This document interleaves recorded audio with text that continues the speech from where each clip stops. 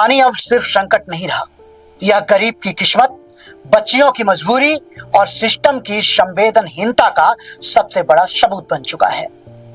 एक तरफ इंदौर में दूषित पानी लोगों की जिंदगी निकल रहा है, लोग अस्पताल पहुंच रहे हैं, परिवार बीमारी से जूझ रहे हैं, तो वहीं दूसरी तरफ मऊगंज में आदिवासी मिट्टी खोदकर बूंद बूंद पानी तलाश रहे हैं। और अब रीवा भी प्यास और बदहाल व्यवस्थाओं की मार झेल रहा है। रीवा जिले के संपूर्ण शहरी क्षेत्र में पानी की समस्या लगातार बनी हुई है। नगर निगम लोगों तक नियमित पानी पहुंचाने में असमर्थ नजर आता है। कई मोहल्लों में लोग घंटों तक इंतजार करते हैं, तो कई जगह टैंकर ही सहारा बन चुके हैं। यह स्थिति सिर्फ शहर तक सीमित नहीं है।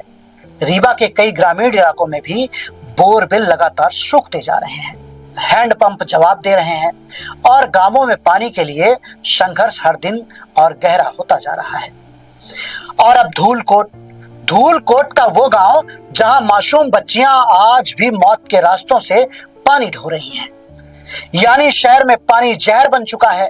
गांव में पानी पाने के लिए जिंदगी दांव में लगानी पड़ रही है और सरकार अब भी हर घर जल का ढोल पीट रही है। ये तस्वीर सिर्फ इंदौर, मऊगंज, रीवा या धूलकोट की नहीं है। मध्य प्रदेश के लगभग हर जिले में ऐसी कोई ना कोई कहानी जरूर मिल जाएगी।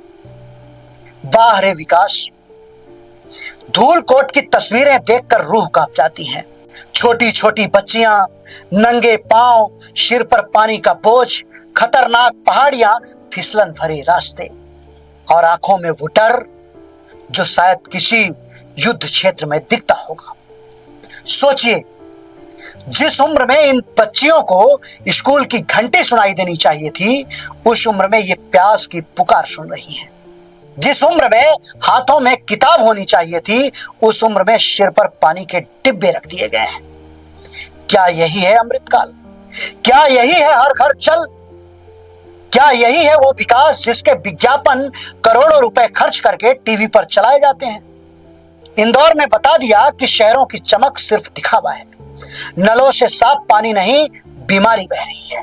वहीं मऊगंज ने सरकारी झूठ का पंचनामा कर दिया। जहां फाइलों में बोर चालू था, लेकिन जमीन पर लोग गड्ढा खोदकर पानी पी रहे थे। रीवा ने बता दिया कि योजनाओं और हकीकत के बीच कितना बड़ा फर्क है। शहर में नलों का इंतजार है, गांवों में सूखे बोरवेल खड़े हैं और लोग आज भी पानी के लिए संघर्ष करने को मजबूर हैं। और अब धूलकोट ने इस पूरे सिस्टम का असली चेहरा सामने ला दिया है।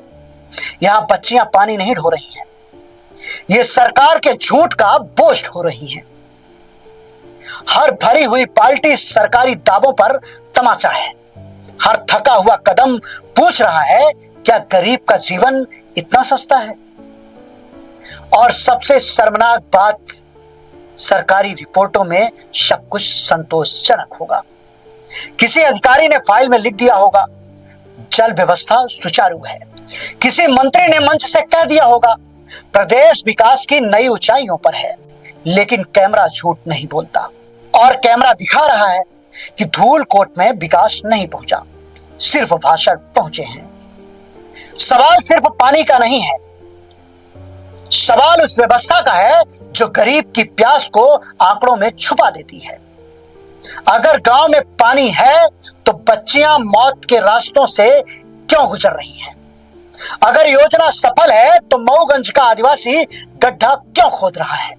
और अगर रीवा में व्यवस्थाएं बेहतर हैं तो लोग आज भी पानी के लिए टैंकर और सूखते बोरवेल के भरोसे क्यों हैं? अगर सिस्टम जाग रहा है तो इंदौर में लोग दूषित पानी पीकर बीमार क्यों पड़ रहे हैं? सच तो यह है, इस प्रदेश में पाइपलाइन से ज्यादा मजबूत झूठ की लाइन बिछ चुकी है। और सबसे बड़ा दर्द यह है कि इन तस्वीरों को देखकर भी सिस्टम की नींद नहीं टूटती, क्योंकि जिनके घरों में आरओ चलता है उन्हें धूलकोट की बच्चियों की प्यास दिखाई नहीं देती। जिनके दफ्तरों में मिनरल वाटर रखा होता है उन्हें मऊगंज के गड्ढे का पानी नजर नहीं आता। जिनके बंगले में 24 घंटे पानी आता है उन्हें रीवा के सूखे नल और गांवों के बंद बोरवेल दिखाई नहीं देते। याद रखिएगा, जब किसी राज्य की बच्चियां पानी के लिए अपनी जान जोखिम में डालने लगे, जब आदिवासी मिट्टी खोद कर पानी पीने लगे, जब शहरों में लोग पानी से बीमार पड़ने लगे और जब रीवा जैसे जिलों में लोग पानी के लिए भटकने लगे, तो समझ लीजिए सिर्फ नल नहीं सूखे हैं, पूरे सिस्टम की इंसानियत सूख चुकी है। लेकिन हम चुप नहीं बैठेंगे, हम लड़ेंगे धूलकोट की उन बच्चियों की प्यास के लिए जो आज भी मौत के रास्तों से पानी ढो रही हैं। हम लड़ेंगे मऊगंज के उन आदिवासी परिवारों के लिए जो गड्ढा खोदकर जिंदगी तलाश रहे हैं।